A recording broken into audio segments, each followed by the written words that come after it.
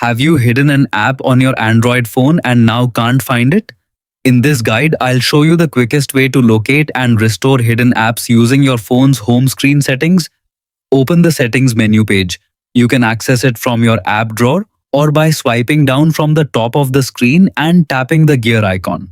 Next, scroll down through the settings menu until you find home screen, then tap on it. Depending on your Android version or device manufacturer, the location of this option may vary slightly, but it is usually easy to find. Inside the home screen settings, scroll down until you see Hide Apps on home and app screens. Tap on this option to open the list of hidden apps. At the top of the screen, you'll see all the apps that are currently hidden from both the home screen and the app drawer. If the app you're looking for appears in this list, simply tap the minus icon next to its name. This removes the app from the hidden list. After selecting the app or apps you want to restore, tap Done to save your changes. The app will immediately become visible again in your app drawer, and you can also place it back on your home screen if you like.